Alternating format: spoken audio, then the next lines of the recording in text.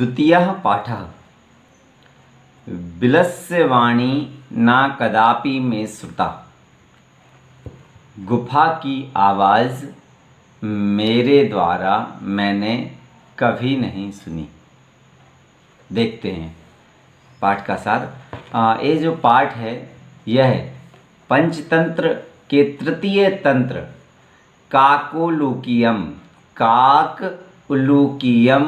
से संकलित है।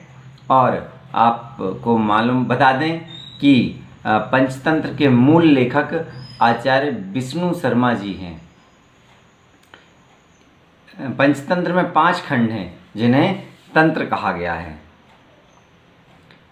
चलिए पाठ की ओर चलते हैं और आप एक एक शब्द पर उंगली रखकर उसका अर्थ समझेंगे और जहाँ मैं उसको रीड करूँगा, जहाँ मैं उसका उच्चारण करूँगा, उस पर आप उंगली को रखते जाएंगे। कस्मिंश्चित् वने खरनखरः नाम सिंहः प्रतिवसति स्म। किसी जंगल में, कस्मिंश्चित् वने किसी जंगल में, खरनखरः खरनखर नाम का सिंह शेर प्रतिवसति स्म रहता था। सह कदाचित वह एक बार किसी समय, इतस्ततः यहाँ से वहाँ, परिभ्रमण घूमता हुआ, क्षुधार्तः भूखा था, न किंचिदपि आहारं प्राप्तवान उसे कुछ भी आहार भोजन प्राप्त नहीं हुआ। ततः उसके बाद सूर्यास्त समय, सूर्यास्त के समय, सायंकाल के समय, एकां महतीं गुहां दृष्ट्वा, एक महान से तात्पर्य गहरी, एक गहरी गुहां दृष्ट्वा गुफा को देखकर, सह अचिंत्यत उसने सोचा। एक गहरी गुफा को देखकर कब?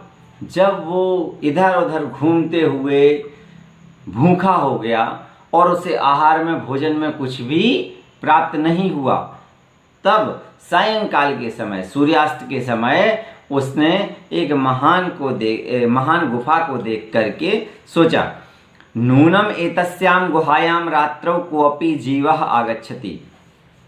नूनम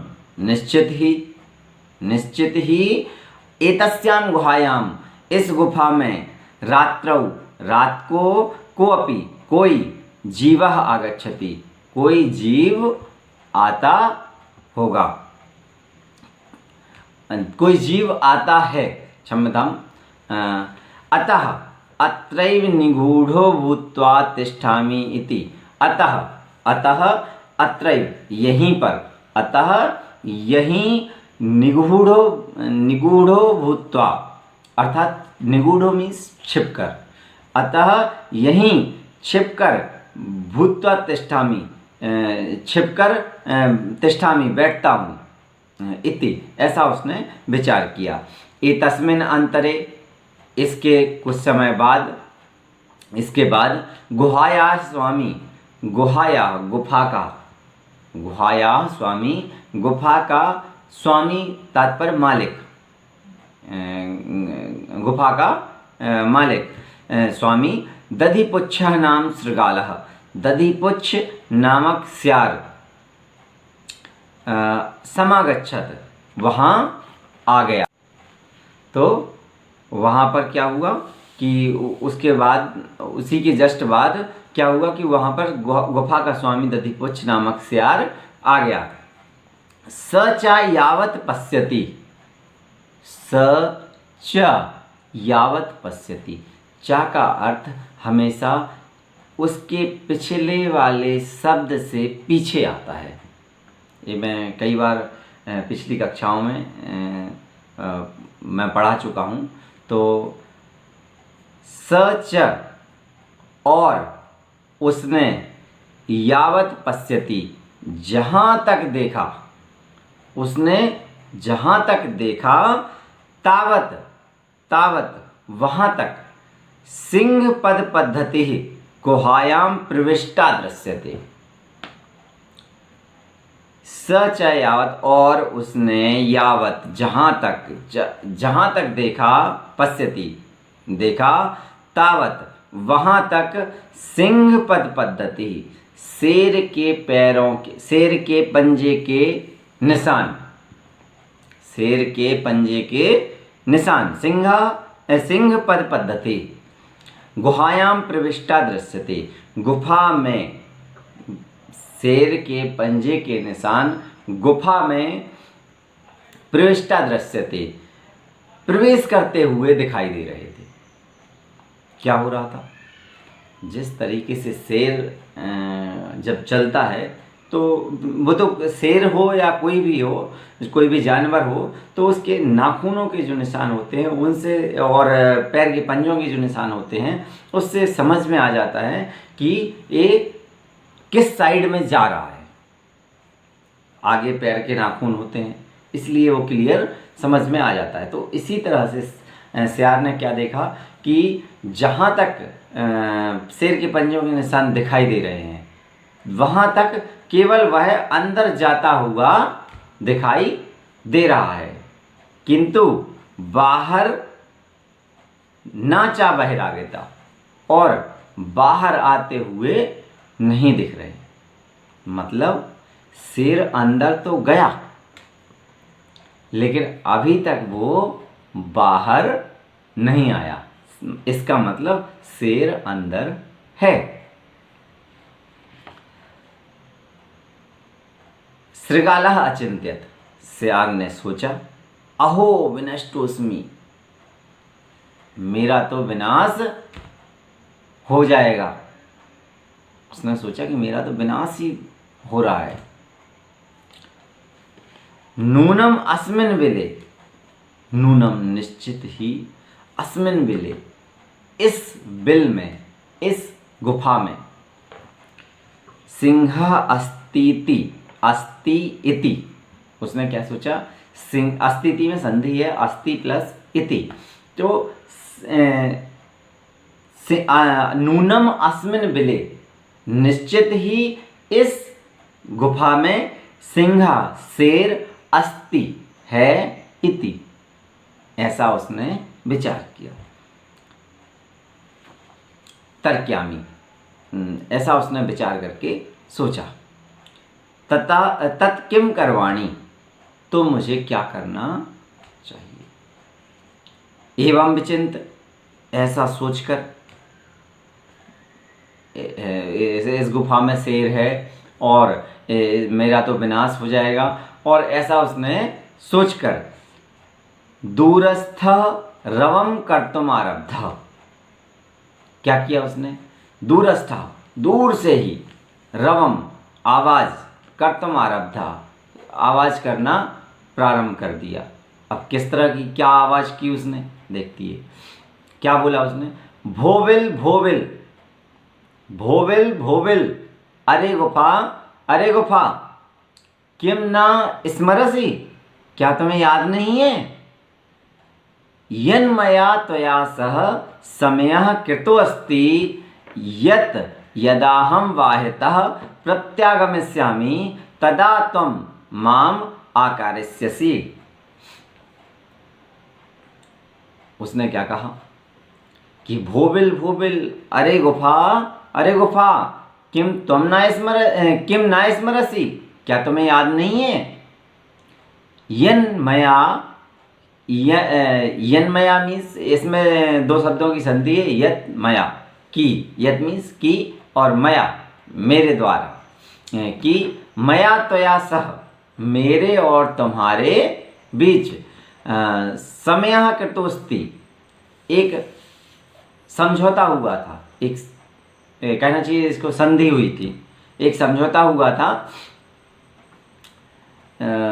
समझौता मैंने और तुमने समझौता किया था कि यत की, यदा हम, यदा जब, अहम, इसमें भी दो शब्दों में संधि है, यदा हम में, यदा मीन्स जब, अहम यदा हम, जब मैं, अहम मीन्स मैं, बाह्यतः बाहर से, जब मैं बाहर से, प्रत्यागमिष्यामि जब मैं बाहर से वापस आऊँगा, तदा त्वं माम आकारयस्यसि, तदा तब, त्वं तुम, माम मुझे, आकारयस्यसि मेरा आह्वान करोगे, मुझे बुलाओगे। यदि त्वं माम ना आह्वयसि, यदि यदि तुम माम मुझे ना आह्वयसि, मुझे नहीं बुलाते हो, तर्हि तो अहम मैं, द्वितीयम दूसरे किसी अन्य, विलम गुफा में, यास्यामि इति मैं उस किसी अन्य गुफा में चला जाऊंगा। अथ एतत् श्रुत्वा सिंह अचिंत्यत, यह सुनकर के शेर ने सोचा। अब शेर ने क्या सोचा? अभी इतनी बात किसने? सियार ने अपनी बुद्धि से और एक चतुराई दिखाई। तो उसने क्या किया कि गुफा को, कोई गुफा ऐसे क्या बुलाती है किसी को? नहीं ना। तो सियार ने एक चतुराई दिखाई कि उसने गुफा से कहा, अरे गुफा तुम्हें नहीं मालूम कि हम मेरे और तुम्हारे बीच में एक समझौता हुआ था, जिसमें क्या समझौता हुआ था कि जब मैं बाहर से वापस आऊँगा तो तुम मुझे बुलाओगी, और यदि तुम नहीं बुला रहे हो तो मैं किसी दूसरी गुफा में चला जाता हूँ, ऐसा कहा। यह सुनकर के शेर ने सोचा, नूनमेषा गुहा स्वामिनः सदा समावाहनम करोति। नूनम ऐसा, निश्चित ही, ऐसा यह गुफा स्वामिनः स्वामी को सदा समावाहनम करोति हमेशा बुलाती होगी। क्या सोचा शेर ने सोचा कि निश्चित ही यह गुफा अपने स्वामी को हमेशा जब वह बाहर से आता है तो उसे बुलाती है। परंतु मद भयाद न किंचित वदति, परंतु मेरे भय के कारण यह कुछ भी नहीं बोल रही है। देखिए, मतलब सियार ने भी अपनी चतुराई दिखाई, और अब शेर को लगा कि जो है शायद ऐसा हो सकता है कि यह गुफा जो है उसके स्वामी का आवाहन करती होगी। तो अब शेर क्या कहता है, और मेरे भय के कारण अभी कुछ नहीं बोल रही है। तो अब शेर को लगा कि अब मुझे भी कुछ चतुराई करनी चाहिए, क्योंकि मैं भूखा भी हूँ और जो है एक शिकार सामने है, लेकिन वो भाग ना जाए, किसी तरह से मेरे कब्जे में वो आ जाए। तो उसके लिए अब शेर क्या चतुराई करता है, देखिएगा। अथवा साध्विदम उच्यते, अतः ऐसा कहा गया है। क्या कहा गया है, सुनिएगा। तो अब शेर ने सोचा कि यह मेरे भय के कारण कुछ भी गुफा नहीं बोल रही है, उचित कहा गया है। भय संत्रस्त मनसाम हस्तपादादिका क्रिया प्रवर्तन्ते न वाणी च बेपथश्च साधिको भवेत्। भय संत्रस्त मनसाम, कहने का तात्पर्य है कि भय के कारण डरे हुए मन वाले लोगों के, भय तो जानते हैं, डर के कारण डरे हुए मन वाले लोगों के हाथ पैर आदि क्रियाशील नहीं हो पाते हैं, और उनकी वाणी भी अधिक कांपने लगती है। ऐसा सही कहा गया है। तदहम अस्य आह्वानम करोमि, तद अहम, तो फिर मैं क्या, उसने क्या कहा, किसके लिए कहा, गुफा के लिए कहा। किसने? शेर ने क्या सोचा कि ये मेरे भय के कारण जो है आह्वान नहीं कर रही है, और उसने कहा, शेर ने सोचा कि कहा भी गया है, पुरानी कहावत है कि भय संत्रस्त मनसाम, अर्थात भय से डरे हुए मन वाले लोगों के हाथ पैर आदि क्रियाशील नहीं हो पाते। ये गुफा के लिए कहा है शेर ने कि ये उक्ति है और ऐसा ही इस गुफा के साथ में घटित हो रहा है कि ये मेरे डर के कारण डरी हुई है, इसलिए अपने स्वामी का आवाहन अर्थात उनको नहीं बुला रही है। तो अब शेर ने क्या सोचा? अब शेर ने सोचा कि अब मुझे क्या करना चाहिए? अब मुझे ही, किसको? शेर को। अब शेर ने सोचा कि अब मुझे ही सियार का आवाहन करना चाहिए, अर्थात ये जो स्वामी, गुफा का स्वामी बाहर खड़ा हुआ है, उसका आह्वान मुझे ही करना चाहिए, मुझे ही उसको बुलाना चाहिए। जिससे क्या होगा? जिससे वो अंदर आएगा, गुफा के अंदर आएगा और मेरा भोजन बन जाएगा। ऐसा सोच करके अब देखिए आगे क्या करता है शेर। तदहम अस्य आह्वानं करोमि, तो अब मैं ही इसका आह्वान, इसको बुलाता हूँ, इसका आह्वान करता हूँ। एवं स बिले प्रवेश में भोज्यम भविष्यति, और वह बिल में, गुफा में प्रवेश करके मैं भोज्यम, मेरा भोजन भविष्यति होगा, बन जाएगा। इत्थम विचारे, ऐसा विचार करके सिंह, शेर सहसा अचानक शृगालस्य आह्वानम अकरोत्, शेर ने अचानक सियार का क्या किया? आह्वान किया, उसको बुलाया। सिंहस्य उच्च गर्जन प्रतिध्वनिना सा गुहा उच्च ही शृगालम आह्वयत्, शेर की उच्च गर्जना के द्वारा, शेर की उच्च गर्जना की प्रतिध्वनि के द्वारा, प्रतिध्वनि समझ रहे हैं आप?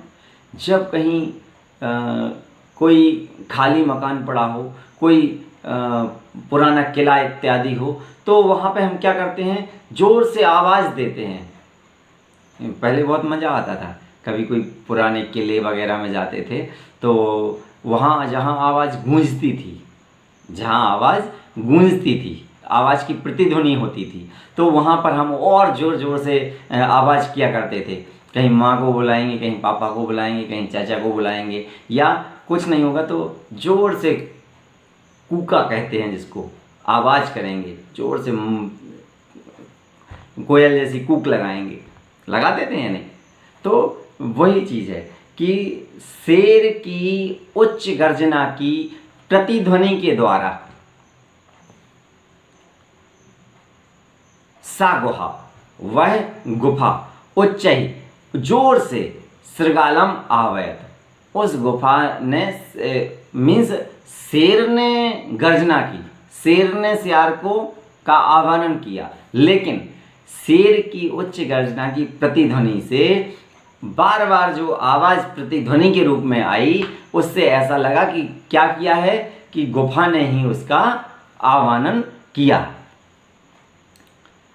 अनेन अन्येऽपि पशवः भयभीताः अभवन्, जिसके द्वारा अनेक अन्य पशु भी भयभीत हो गए शेर की उच्च ध्वनि के द्वारा, और वो भी प्रतिध्वनियों के द्वारा।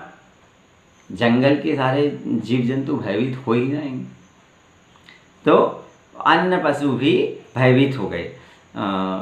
शृगाल अभवन हुए, शृगालो अपि ततः दूरम पलायमानः, सियार भी वहाँ से दूर चला गया। सियार ने अपनी चतुराई दिखाई थी कि जो है कैसे मैं, कहते ना टेस्ट करना है ना, तो जो है उसने ये परीक्षण किया था कि जो है अंदर कोई है या नहीं है, अपनी चतुराई से उसका परीक्षण चल रहा था। तो देखिए, और सियार दूर चला गया। इयं पठत, ऐसा हमने पढ़ा भी है कि अनागतम यह कुर्ते सशोभते, अनागतम न आई हुई विपत्ति को, न आई हुई समस्या को पहचान लेना। क्या? पहचान लेना कि ऐसा हो सकता है। क्या? ऐसा पहचान करने वाला व्यक्ति क्या होता है? शोभा पाता है। न आई हुई समस्या की पहचान करना या उसे समझ लेना, सोच लेना क्या होता है, वह व्यक्ति शोभा पाता है। स सोच्यते यो न करोत्यनागतम।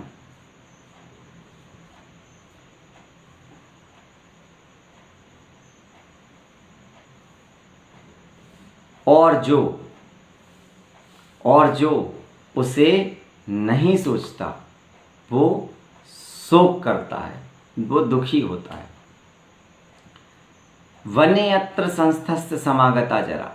वने यत्र, यहाँ, वने, वने अर्थात जंगल में, अत्र मीन्स यहाँ, यहाँ जंगल में, संस्थस्थ रहते हुए, समागता जरा, मेरा बुढ़ापा आ गया। मेरा नहीं, मैं कहाँ जंगल में रह रहा हूँ, ऐसा मत सोचिए। मिस्टर जैन का बुढ़ापा नहीं आया है, ये कहानी में कहा है। किसने कहा है? सियार ने कहा है। क्या कहा है? कि यहाँ इस जंगल में रहते हुए मेरा बुढ़ापा आ गया। अब फिर सोच रहे होंगे मेरा, अरे मेरा नहीं, सियार कह रहा है कि सियार का बुढ़ापा आ गया। वनेयत्र संस्थस्थ समागता जरा, यहाँ जंगल में रहते हुए मेरा बुढ़ापा आ गया। विलस्वाणी न कदापि में सुरता, किंतु मैंने आज तक गुफा की आवाज नहीं सुनी, ऐसा सियार ने कहा। धन्यवाद।